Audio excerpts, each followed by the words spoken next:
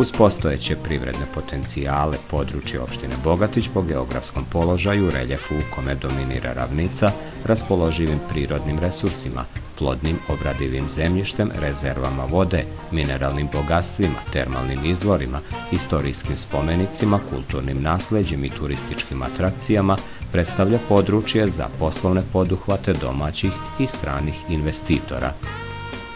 Najvažniji prirodni potencijal je poljoprivredno zemljište. Od ukupne površine na kojoj se opština prostire, poljoprivredno zemljište zauzima oko 31.000 hektara.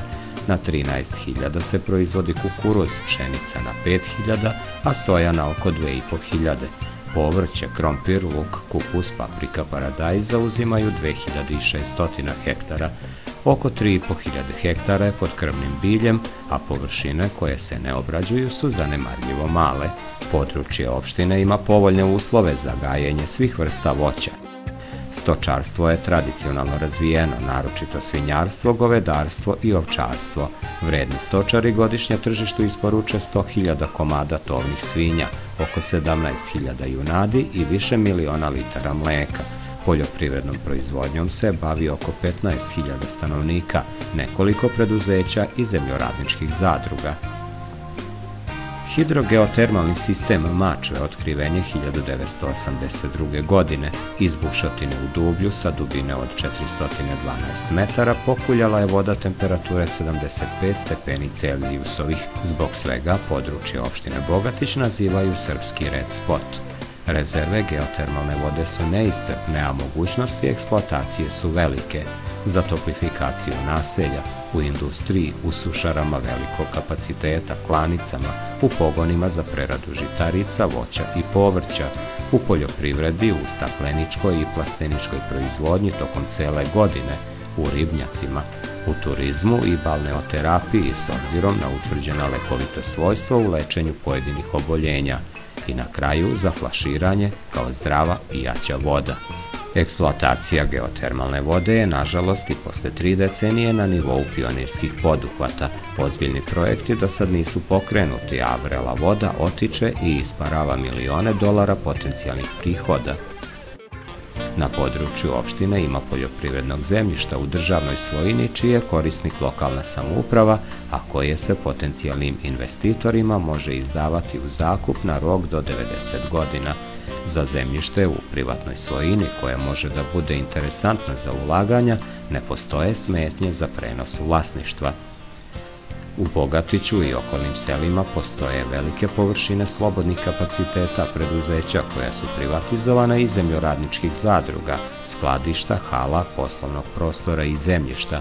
Za područje opštine je karakteristična velika nezaposlenost, evidentan je porast broja nezaposlenih sa srednjim obrazovanjem koji su kvalifikovani za obavljanje različitih poslova, kao i stručnjaka sa visokim obrazovanjem različitih specijalnosti. Treba dodati i visoku stopu poznavanja stranih jezika, prvenstveno engleskog i ruskog.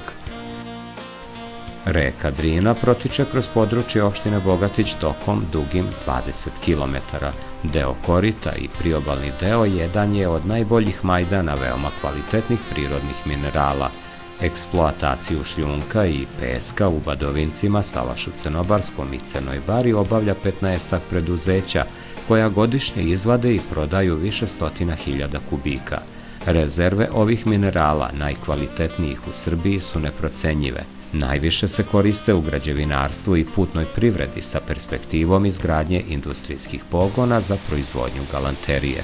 Obala Drine je idealan teren za rekreaciju, ribolov i razvoj turizma uz ispunjenje osnovnog preduslova zdrave životne sredine. Uređene plaže, zabavni parkovi, ugostiteljski objekti, lov i ribolov mogu da doprinesu razvoju turizma. Bogato kulturno-istorijsko nasleđe i tradicionalne vrednosti podupiru priču o opštini Bogatić kao atraktivnoj turističkoj destinaciji. U Sovljaku, u etnoparku, je očuvano jedinstveno dvorište ovog kraja iz 19. veka. Ovde, kao i na obali Drine, u Crnoj Bari, 41 godinu se održava turistička priredba Hajdučko veče, inspirisana prošlošću sa osnovnim ciljem da se ne zaborave stari običaji i očuvaju tradicionalne vrednosti. Uprkos svim potencijalima, opština Bogatić je izgubila razvojni korak, a sa skromnim budžetom od 300 miliona dinara nije u mogućnosti da pokrene kapitalne investicije. Očekuju se strani investitori i domaći ulagači, koji će u narednom periodu prepoznati mogućnosti, potencijale i vrednosti ovog područja i realizovati projekte koji će pospešiti zaposlenost, proizvodnju i sveukupni ekonomski razvoj.